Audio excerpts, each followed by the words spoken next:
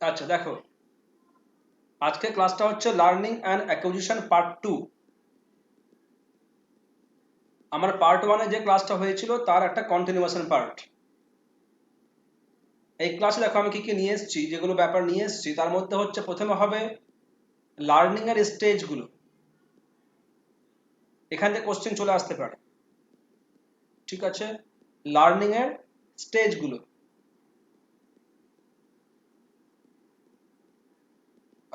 এক সেকেন্ড দাঁড়া। ঠিক আছে ঠিক আছে, আমি বুঝিয়ে দেবো। আচ্ছা, এবার দেখো স্টেজ অফ লার্নিং এর আমার দুটো দুটো টাইপ আছে। একটা হচ্ছে এ টাইপ এখানে, একটা বি টাইপ। আমার দু টাইপেরই কোশ্চেন কিন্তু এর আগে সেট হয়েছে সিটেটে। আমি ওই জন্য এটাও নিয়ে এসেছি এটাও নিয়ে এসেছি। আমি সবগুলো কিন্তু এক এক করে বোঝাবো। হুম, তো মন দিয়ে শুনবে। এবার তারপরে আমি বলবো টাইপস অফ লার্নিং, কত টাইপের লার্নিং হয়, এবং তার পাশাপাশি এক্সাম্পলগুলো দেওয়া আছে। আচ্ছা, তারপরে আছে আমার স্টেজ অফ অ্যাকিউজিশন। দেখো সবটা কিন্তু আমরা পরপর বুঝে নেব। এবার দেখো আছে difference between learning and acquisition. এটা কিন্তু ভিভিআই দিয়ে রাখবি। আমার এখান থেকে এই 7টা পয়েন্ট খুব ভালো করে বুঝতে হবে। এই 7টা পয়েন্ট আমার কনসেপ্টটা ক্লিয়ার করবে। এই 7টা পয়েন্ট কনসেপ্ট ক্লিয়ার করবে সবার। খুব ইজি ওয়েতে আমি 7টা পয়েন্ট লিখে রেখেছি, খুব ভালো করে বুঝে নিতে হবে। আজকের ক্লাসটা হচ্ছে এটা, দেখে রাখো। প্রথমে কি দিয়েছি আমি, লার্নিং এর স্টেজে প্রথমে বলা হচ্ছে অ্যাকিউজিশন। দেখো, তারপরে হচ্ছে প্রফিসিয়েন্সি। এই এই আসা নলেজটা, এই নলেজটা কিন্তু আমার অ্যাকচুয়ালি এইখানে চলে যাবে, ওটাই পরে ঠিক করে নেবো। এখানে সরে গেছে, হ্যাঁ, মানে এনকাউন্টারিং দ্য নিউ নলেজ, এটা এখানে চলে আসবে। আমার ফার্স্ট স্টেপটা হচ্ছে অ্যাকিউজিশন, সেকেন্ডটা প্রফিসিয়েন্সি, তারপরে মেনটেনেন্স, তারপরে জেনারেলাইজেশন। আচ্ছা, দেখে রাখো। এখানে দেখো, এখানে আছে বি নাম্বারে আছে প্রিপারেশন, এটাই কিন্তু অ্যাকিউজিশন। প্রেজেন্টেশন, এটাই কিন্তু প্রফিসিয়েন্সি। একটু পার্থক্য হলেও হতে পারে, আমি পরে আসছি ব্যাপারগুলো। আর প্র্যাকটিস মানে হচ্ছে মেনটেনেন্স, তারপরে পারফরমেন্স মানে হচ্ছে জেনারেলাইজেশন।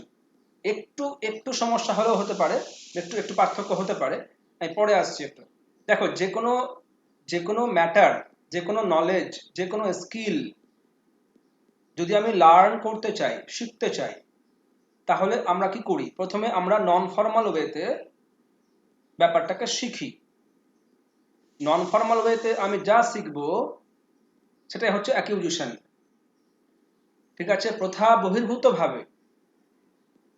বহির্ভূতভাবে আমি যা শিখবো, যে কোনো লার্নিংয়ে দেখা যায় প্রথমত ছাত্রের মস্তিষ্ককে নন ফর্মাল ওয়েতে রেডি করতে হয়, না হলে ছাত্র ইন্টারেস্ট পাবে না।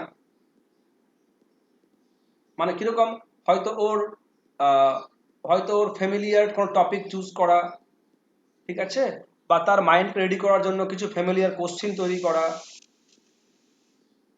এইভাবে কি করা হয়, বাচ্চার মস্তিষ্ককে প্রথমে অ্যাকুইশন স্তরে রেডি করা হয়। লার্নিং এর এটা ফার্স্ট স্টেজ, যেন ছাত্র একবার করতে পারে, ঠিক আছে, সেইভাবে টপিক চুজ করতে হয় এবং সেইভাবেই কোশ্চেনিং করতে হয়, যাকে আমরা এখানে বলছি প্রিপারেশন স্টেজ। দেখো পাশে লেখা আছে অ্যারাউজিং ইন্টারেস্ট। ঠিক আছে, লার্নারের বা পিউপিলসের বা টার্গেটসের ইন্টারেস্ট গ্রো করার জন্য একজন টিচারকে তার ফ্যামিলিয়ার টপিক চুজ করতে হয়, যে টপিকটা বাচ্চারা জানে, নাম্বার ওয়ান। নাম্বার টু হচ্ছে সেই টপিক রিগার্ডিং তাকে কিছু ফ্যামিলিয়ার কোশ্চেন্স তৈরি করতে হয়, মানে whether he has his past experience or not about the matter. মানে যে টপিকটা আজকে আমি পড়াবো সেই টপিকটার উপরে তার অতীত অভিজ্ঞতা বা পূর্ব অভিজ্ঞতা আছে কিনা, সেইটা একজন শিক্ষক মহাশয় পরীক্ষা করে নেবেন। ঠিক আছে, এই পরীক্ষা করতে গিয়ে ছাত্রের মাথার মধ্যে ইন্টারেস্ট গ্রো হয়, যে হ্যাঁ, এটা হচ্ছে আমার জানা টপিক, আমি চাইলে বুঝতে পারবো। এইভাবে কি করতে হয়, শিক্ষক মহাশয় ছাত্রের টপিক এবং কোশ্চেনের মধ্য দিয়ে সে তাকে একবার করানোর চেষ্টা করে, এটা হচ্ছে অ্যাকুইজিশন স্টেজ। এবার যেই ছাত্র একবার করে ফেললো, ঠিক আছে, এবার সেখানটায় সে কি করে, দেখো এটা হচ্ছে প্রফিসিয়েন্সি মানে দক্ষতা, এটা হচ্ছে দক্ষতা, এর বাংলা হচ্ছে দক্ষতা। দেখো এবার এই স্টেজে ছাত্রকে দিয়ে কি করতে হয়, মানে টিচার প্রেজেন্ট করবে টপিক আর ছাত্র সেটাকে বুঝবে, ঠিক আছে। Teacher new topic, new knowledge, new skill present করবে আর ছাত্র সেটাকে বুঝে বুঝে আস্তে আস্তে দক্ষতা অর্জন করবে। তাই সেকেন্ড স্টেজটা হচ্ছে প্রফিসিয়েন্সি স্টেজ। এবার দেখো মেনটেনেন্স, তার মানে হচ্ছে এইখানটায় ছাত্র সেকেন্ড স্টেজে বোঝার পরে সে নিজে এখানে তার নতুন নলেজকে তার বাস্তব জীবনে অ্যাপ্লাই করবে, ঠিক আছে। তার মানে হচ্ছে ও প্র্যাকটিস করবে, এখানটায় মেনলি প্র্যাকটিস স্টেজ। এখানে সে তার নতুন নলেজকে মেনটেন করবে, যে whether he is skilled or not, সে সেই নতুন নলেজে দক্ষ হয়েছে কিনা, এখানে সে প্র্যাকটিস করবে, তাই কে বলা হয় মেনটেনেন্স। এবার প্র্যাকটিস যত করবে একটা ছাত্র নতুন নলেজের উপরে, সে তত সেই লার্নিং ম্যাটারটাকে তার বাস্তব জীবনে অ্যাপ্লাই করতে শিখবে, একে বলা হয় জেনারেলাইজেশন। এটা হচ্ছে অ্যাপ্লিকেশন পার্ট। তার মানে যখন যখন যেখানে যেখানে সে সমস্যায় পড়বে তার নতুন নলেজকে সে অ্যাপ্লাই করবে, বাস্তবে কিন্তু আমরাও তাই করি। এবার দেখো এবার অ্যাপ্লিকেশন ঠিকঠাক করতে পারলে একজন ছাত্রের লার্নিং কমপ্লিট হয়ে গেল। আর যদি কোনো শেখা বিষয়, যদি কোনো লার্নিং ম্যাটার কোনো ছাত্র অ্যাপ্লাই না করতে পারে, তাহলে তার লার্নিংটা কমপ্লিট হয়নি বলে ধরা হবে। সুতরাং এই চারটা স্টেজ কিন্তু খুব পরপর খেয়াল রাখতে হবে। এখান থেকে প্রশ্ন কি আসতে পারে, প্রশ্ন এভাবে আসতে পারে, which of the following is the first stage of learning, বা প্রশ্ন আসতে পারে which of the following is the last stage of learning, অথবা কোশ্চেন আসতে পারে যে rearrange the following stages of learning. আমাকে উল্টাপাল্টা করে এলোমেলো ভাবে চারটা স্টেজ দিয়ে দিচ্ছে, আমাকে অ্যারেঞ্জ করতে বলতে পারে। এইভাবে লার্নিং এর স্টেজগুলো পরীক্ষা হলে আসে এবং এর আগে এসছে প্রিভিয়াস ইয়ার্স আমরা দেখেছি প্রশ্ন কিন্তু এইভাবে এসছে। তবে হ্যাঁ, তবে কিন্তু প্রশ্ন আমার এই যে এ টাইপের স্টেজ আছে, এ টাইপে এ দাগে যা যা আছে এই নামেও এসছে, আবার এই নামেও এসছে বি দাগে যা যা আছে। আমি ওই জন্য তোমাদের সামনে দুটোই টাইপের স্টেজ রেখেছি। দেখো এখানে প্রথমে প্রিপারেশন, ঠিক আছে, এটা হচ্ছে প্রিপারেশন মানে হচ্ছে অ্যাকচুয়ালি প্রি লার্নিং স্টেজ। মানে একটা ছাত্রের ক্লাস শুরু করার আগে একজন টিচার যা যা লেসন প্ল্যান করবেন, সে লেসন প্ল্যানগুলো কিভাবে সে রেডি করবে, কিভাবে সে উপস্থাপন করবে, তার উদ্দেশ্য কি আছে, ঠিক আছে, আমি কিভাবে তার প্রায়র নলেজকে টেস্ট করব, এই যে এতগুলো যে লেসন প্ল্যানে এতগুলো ব্যাপার চলে আসে, এটাকে বলা হচ্ছে প্রিপারেশন স্টেজ। একজন শিক্ষক মহাশয় এই স্টেজে অনেকগুলো ব্যাপার চিন্তা ভাবনা করেন। উদ্দেশ্য কি, আমি কেন ক্লাসটা নিচ্ছি, এই ক্লাসের ফিডব্যাক কি হতে পারে, ঠিক আছে, কি কি কোশ্চেন করব আমি তার প্রায়র নলেজকে টেস্ট করার জন্য, এইগুলো ব্যাপার মিলে আমার তৈরি হচ্ছে প্রথম স্টেজ, সেটা হচ্ছে প্রিপারেশন। এবার দেখো প্রেজেন্টেশন। এবার টিচার ক্লাসে আসলেন, সামনে ছাত্ররা বসে আছে, সেখানে সেই তার টপিককে বা নিউ নলেজটাকে সেখানে প্রেজেন্ট করছে। দেখো লেখা আছে এনকাউন্টার মানে হচ্ছে প্রেজেন্টিং দ্য নিউ নলেজ। এবার দেখো যেই নিউ নলেজ প্রেজেন্ট করা হয়ে গেল, এবার কি, এবার টিচার তাকে দিয়ে প্র্যাকটিস করাবে যে আদৌ সে আমার নতুন নলেজে দক্ষ হলো কিনা বা বুঝতে পেরেছে কিনা, ঠিক আছে। মানে তার মানে ফিডব্যাক নেওয়া, তাকে হোম টাস্ক দেওয়া, এইগুলো কাজ আমরা করি অ্যাজ এ টিচার। একে বলছে প্র্যাকটিস স্টেজ। আর লাস্ট নাম্বার দেখো পারফরমেন্স। ওই যে এখানটায় আমার লাস্ট স্টেজ জেনারেলাইজেশন, মানে এটাকে বলা হয়, এই দুটো হচ্ছে অ্যাপ্লিকেশন স্টেজ, এই দুটো হচ্ছে অ্যাপ্লিকেশন স্টেজ। তার মানে হচ্ছে বাস্তব জীবনে যখন যখন আমার কন্ডিশন বা সিচুয়েশন তৈরি হচ্ছে আমার নলেজকে অ্যাপ্লাই করার জন্য, আমি তখন সেই নলেজটাকে অ্যাপ্লাই করতে পারছি কিনা, এটা হচ্ছে অ্যাপ্লিকেশন স্টেজ। এই হলো আমার লার্নিং এর এদিকে চারটা, ডান দিকে চারটা, বাঁ দিকে চারটা স্টেজ, সবটা খেয়াল রাখতে হবে। আচ্ছা, আমি এবার পরে চলে আসছি টাইপস অফ লার্নিং এ। দেখো লার্নিং এর ভিন্ন ভিন্ন টাইপ আছে। প্রথম টাইপটা কি? Motor learning. মোটর মানে আমরা সবাই জানি, ঠিক আছে, এটা মানে সবাই জানি আমরা। মোটর মানে হচ্ছে মাসকুলার, মানে ফিজিক্যাল, দৈহিক। আমরা ফিজিক্যাল যে কাজগুলো করি তাকে বলা হয় মোটর লার্নিং। যেমন কিরকম, দেখো এখানে লেখা আছে ইট ইনভলভস মাসকুলার অ্যাক্টিভিটি। আমরা আমাদের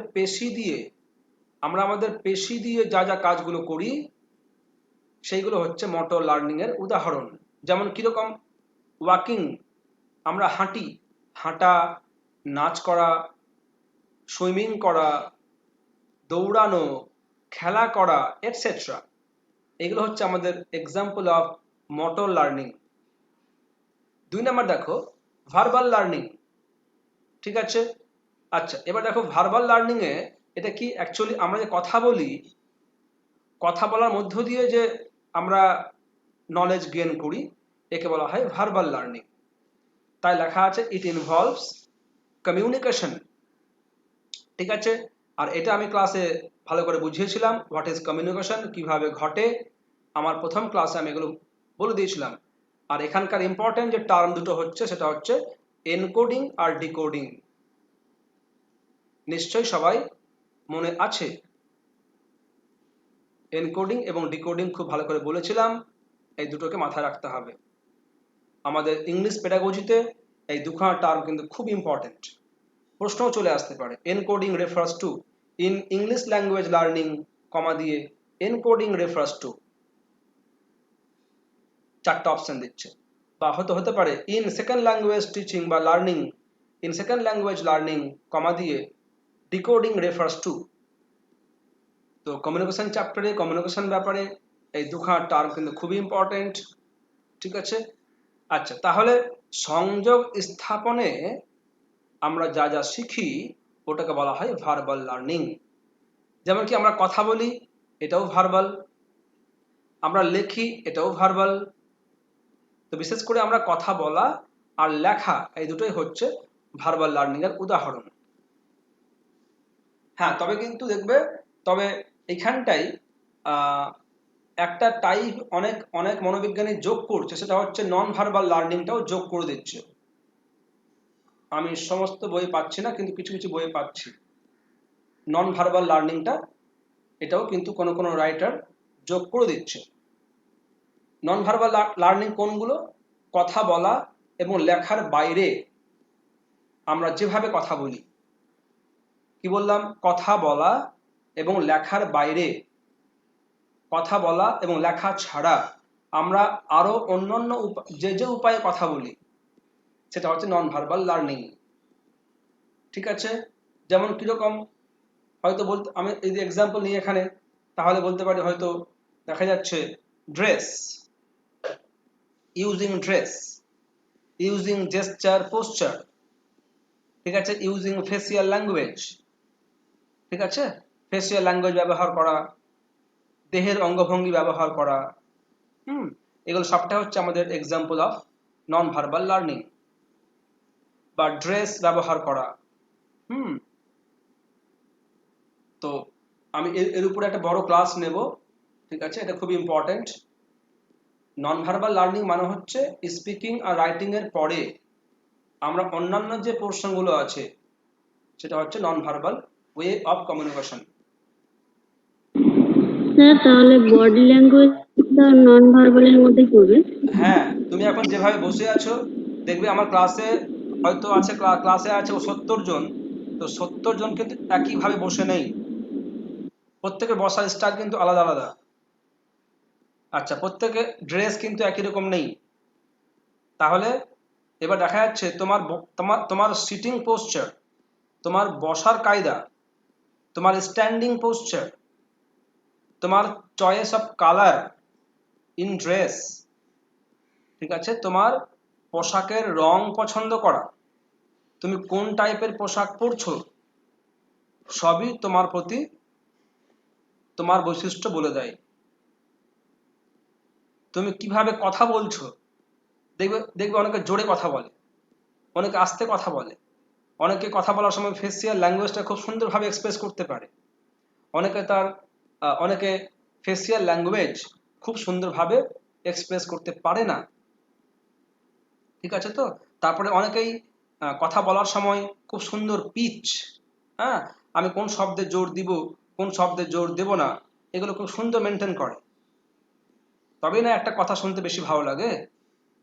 তো আমরা বলি যে লোকটা খুব ভালো কথা বলে, তা অ্যাকচুয়ালি কি, ও অ্যাকচুয়ালি দেখবে যে যত ভালো বক্তা সে তত ভালো নন ভার্বাল ওয়ে ব্যবহার করে। তার মানে যে যত ভালো নন ভার্বাল ওয়ে অ্যাপ্লাই করতে পারবে সে তত ভালো বক্তা হবে।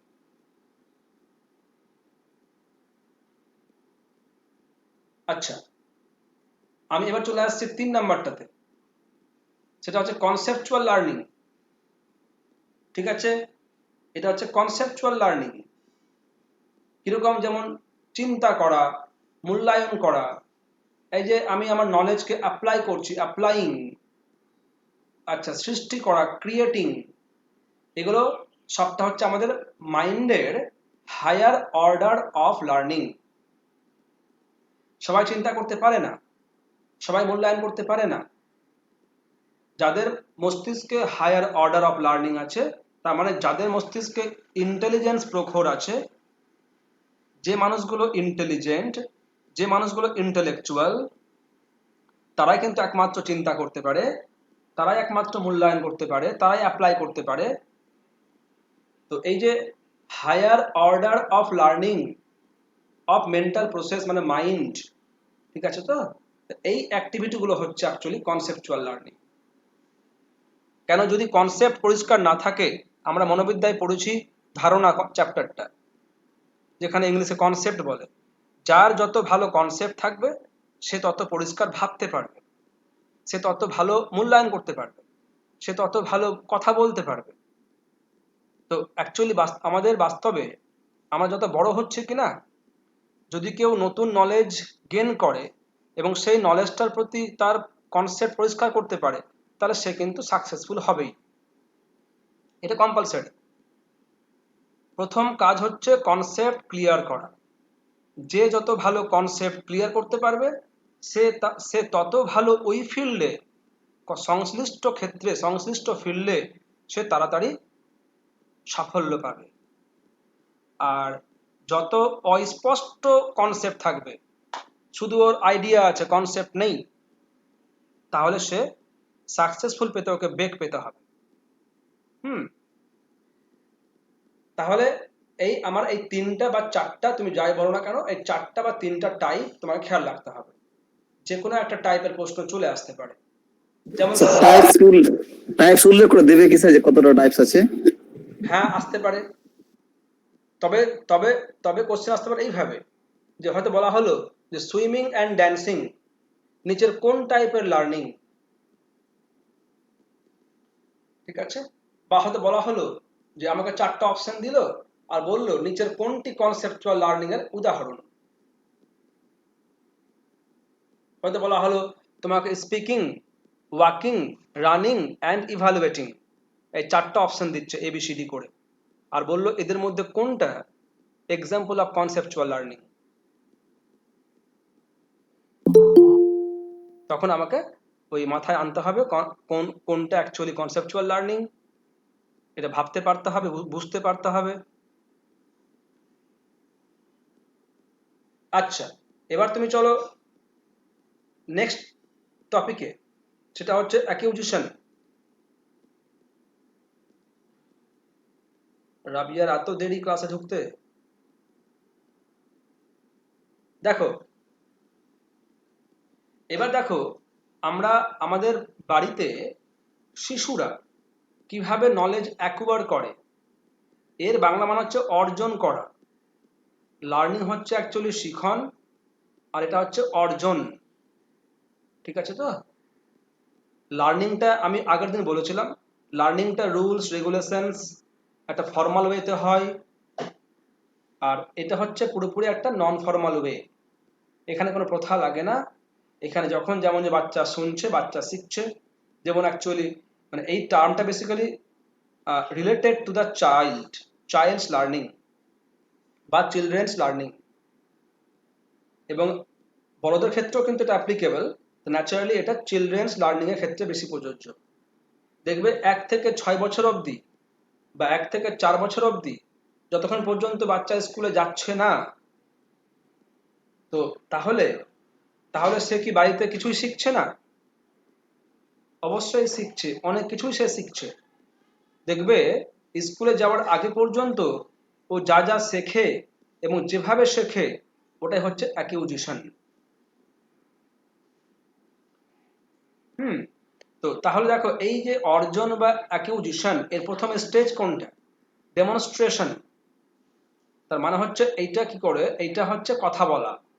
বাড়িতে বাবা মা বা এল্ডার্স কথা বলছে, ঠিক আছে? আচ্ছা, সাপোজ কিরকম, জল বা ভাত বা এবিসিডি বাচ্চাকে মা শেখাচ্ছে, বল এ, বল বি, এই যে এটা হচ্ছে demonstration. Demonstration basically made by the parents and elders, এবং পরবর্তীকালে আমাদের ক্ষেত্রে by the experienced man, by the teachers, by the philosophers, by the guide. ঠিক আছে, whatever it may be. তো আমি কথা বলছি বেসিক্যালি ফর দ্য চিলড্রেন। তো একটা বাড়িতে বাবা মা কথা বলছে বাচ্চাকে শেখানোর জন্য, যখন কথা বলছে, দিস ইজ কল্ড ডেমনস্ট্রেশন।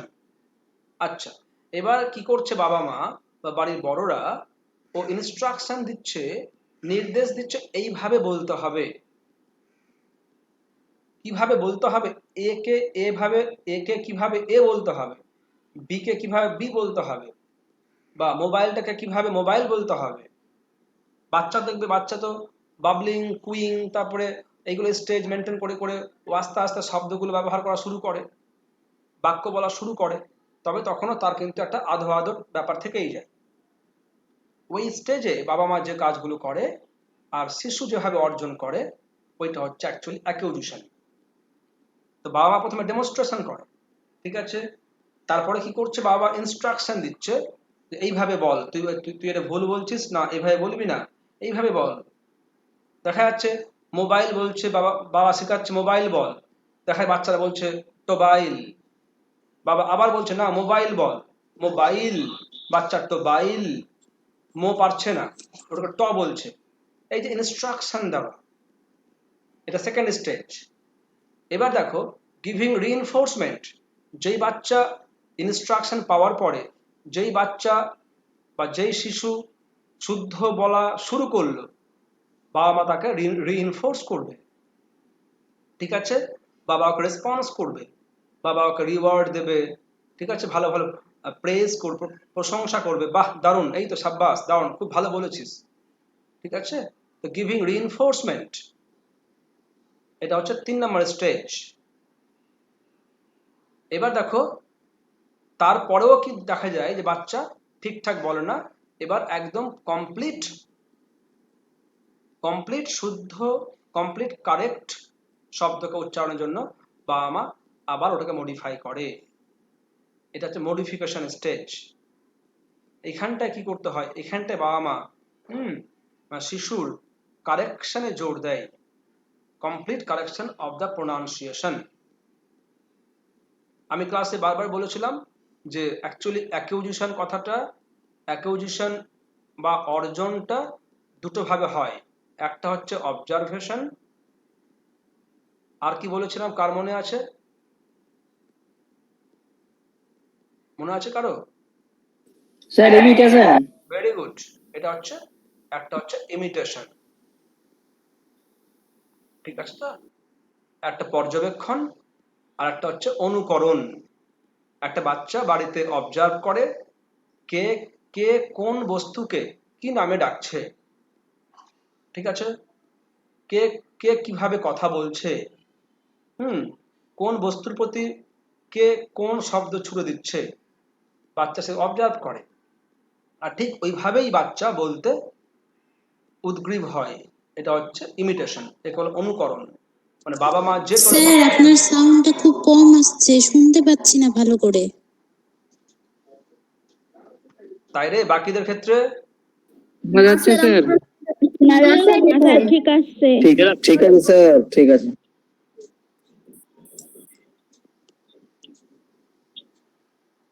আচ্ছা, তাহলে যার সমস্যা হচ্ছে তুমি তাহলে একটু এ করো, লিভ করে আবার ঢুকে যাও, হয়তো তোমার নেট প্রবলেম হচ্ছে।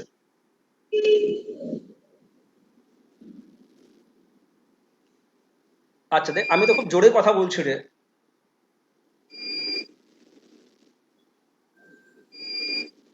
আচ্ছা দেখে নে, তার মানে হচ্ছে অ্যাকুইজিশন দুভাবে হয়। একটা বাড়িতে অ্যাকুইজিশন দুভাবে হয় ন্যাচারালি, ঠিক আছে। তোমার ভাস্তা, তোমার ভাস্তি, তোমার ভাই বোন যদি খুব দেখবে ছোট বয়সে, বা তুমি নিজেও যখন কথা বলা শিখেছো, তখন তুমি এই দুটো উপায়ে শিখেছো। একটা পর্যবেক্ষণ, বাড়ির বড়দেরকে শুনেছো বা দেখেছো কিভাবে কথা বলছে, কোন বস্তুকে কিভাবে কোন নামে ডাকছে, আর তারপরে ঠিক তাদের মতো করে তুমি কথা বলেছো, একে বলা হয় অনুকরণ বা ইমিটেশন। এই দুটো হচ্ছে মেন উপায়, এটা খেয়াল রাখতে হবে। আর এই চারটা হচ্ছে স্টেজ বা স্তর, এটা খেয়াল রাখতে হবে।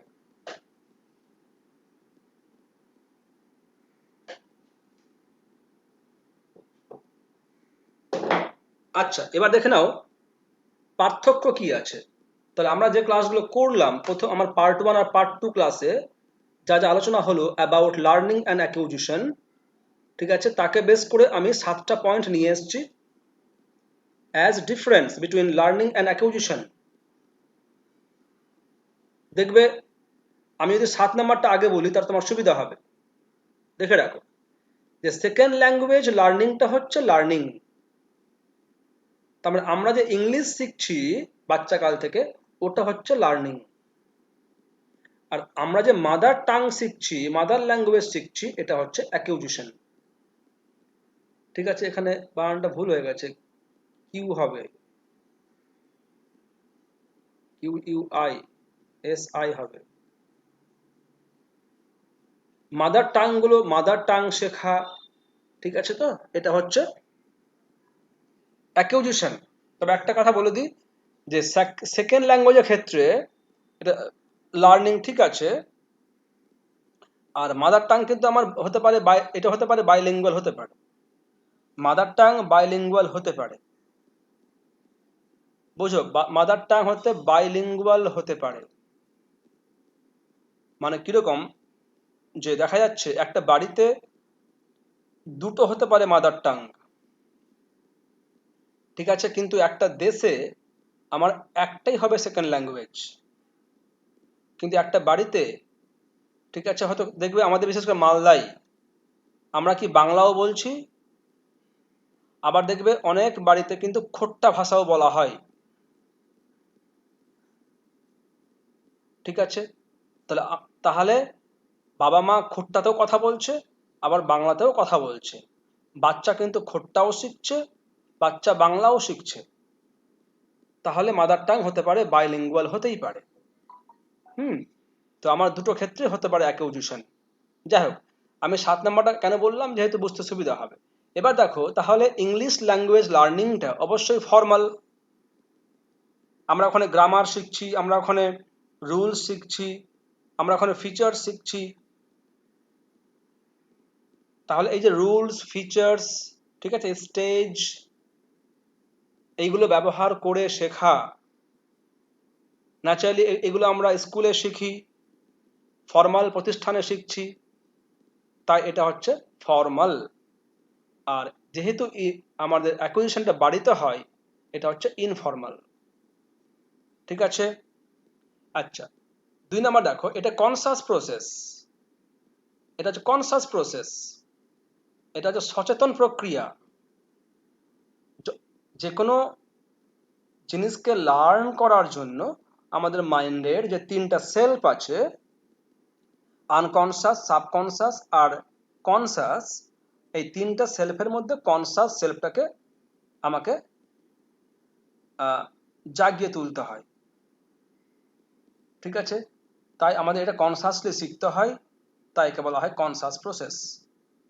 আর এদিকে হচ্ছে এটা সাবকনসাস প্রসেস। ঠিক আছে, এটা হচ্ছে সাবকনসাস প্রসেস। এটা আমাদের আমরা এগুলো অবচেতন মনেই শিখি। বাচ্চা কিন্তু কখনোই কনসাস ওয়েতে শিখতে পারে না। ও যা দেখছে ও তার সাবকনসাস মাইন্ডে স্টোর করে রাখছে, ও তার আনকনসাস মাইন্ডে স্টোর করে রাখছে, আর যখন যখন তার দরকার পড়ছে ও সাবকনসাস মাইন্ডের মধ্য দিয়ে রিকল করে সেটাকে ব্যবহার করে। আমি একটু তোমায় বলে দিই যে খেয়াল রাখতে হবে কনসাস যে সেলফ আমার মাইন্ডের, এটা হচ্ছে present condition of the human being, বা তোমার বর্তমান যে অবস্থা। এই যে এখন তুমি শুনছো বা আমি বাস্তবে কথা বলছি, এটা হচ্ছে আমার কনসাস প্রেজেন্টেশন। আচ্ছা, এবার দেখো একটা আছে আনকনসাস। এখানে কি আনকনসাস মাইন্ডে আমরা আমাদের যত রকমের পূর্ব অভিজ্ঞতা আছে, কোনো স্মৃতি, কোনো পূর্ব অভিজ্ঞতা, অনুভূতিগুলো আমরা আমাদের আনকনসাস মাইন্ডে স্টোর করে রাখি। এটা হচ্ছে store house of past experiences, feelings, believes. ঠিক আছে, এইগুলো আমাদের লাইফে যে যতগুলো অনুভূতি আছে, যতগুলো স্মৃতি আছে, যতগুলো পূর্ব অভিজ্ঞতা আছে, পূর্ব জ্ঞান আছে, আমরা সবাই কি করি, আমাদের আনকনসাস মাইন্ডে স্টোর করে রাখি। এবার কি দেখা যায় যে আনকনসাস মাইন্ডে স্টোরড হওয়া কোনো রকম কোনো স্মৃতি, কোনো অনুভূতি, ঠিক আছে, কোনো নলেজকে আমি যখন চাইছি মনে করতে, তখন ইউজ করছি সাবকনসাস মাইন্ড। ঠিক আছে, এটা হচ্ছে আমাদের রিকলিং স্টেজ। এটা আমাদের রিকলিং স্টেজ। তো তাই বলা হয় যে acquisition is the subconscious process. Number 3 চলো, এখানে জোর দেওয়া হয় অ্যাকিউরেসিতে, মানে আমি ইংলিশ ঠিকঠাক শিখছি কিনা। ঠিক আছে, এখানে জোর দেওয়া হয় কারেকশনে, আর এখানে জোর দেওয়া হয় ফ্লুয়েন্সিতে, আমি অনর্গল কথা বলতে পারছি কিনা। আমরা যে মাদার টাং শিখেছি, কখনো কিন্তু আমরা গ্রামার বা ব্যাকরণ শিখে আমরা বাংলা শিখিনি। আমরা ঠিকঠাক কথা বলতে পারছি কিনা, ব্যাস এটাই হয়ে গেল। নাম্বার 4 দেখো, গ্রামার রুলস আর ইউজড। দেখো, learning a grammar rules R emphasised, আর এখানে grammar rules are not emphasised. Number 5 দেখো, depends on aptitude. Learning depends on aptitude. Learning depend করে দক্ষতার উপরে, যাকে ইংলিশে বলে অ্যাপটিটিউড, স্কিল। ঠিক আছে, যতক্ষণ না একটা ছাত্র দক্ষ হচ্ছে ততক্ষণ আমরা লার্নিং ওকে দিয়ে করিয়েই যাই। আর এটা ডিপেন্ডস অন অ্যাটিটিউড। এটা ডিপেন্ডস অন অ্যাটিটিউড মানে মনোভাব। এখানে জাস্ট মনোভাব থাকলেই হলো, আমি শিখতে চাইছি, আমি কথা বলতে চাইছি, এই যে মনোভাবটা। একটা শিশু যখন কথা বলতে চায়, তার মানে ওটা তার অ্যাটিটিউড। কথা বলতে চাইলেই সে তার মাদার টাংকে শিখতে পেরে যাবে। আচ্ছা, আর নাম্বার 6 হচ্ছে focuses more on form than content. এখানে কি করা হয়, লার্নিং এ বিষয়বস্তুর থেকে ফর্ম মানে আকার, মানে স্ট্রাকচার, সেখানে বেশি জোর দেওয়া হয়। লার্নিং এ স্ট্রাকচারটাকে বেশি জোর দেওয়া হয়, মানে প্যাটার্ন, স্ট্রাকচার, রুলস, ঠিক আছে, ফিচার্স, এইসব বেশি জোর দেওয়া হয়। আর এখানে কি করা হয়, 6 নম্বরে জোর দেওয়া হয় কন্টেন্টে, মানে বিষয়বস্তুতে। এখানে স্ট্রাকচারে জোর দেওয়া হয় না। আর 7 নম্বরটা বলেই ফেললাম। এই হচ্ছে আজকের part 2 class about learning and acquisition. এবার আমরা চলে যাব কোশ্চেন অ্যান্সার পর্বে। যার যা কোশ্চেন আছে আমাকে কোশ্চেন করবে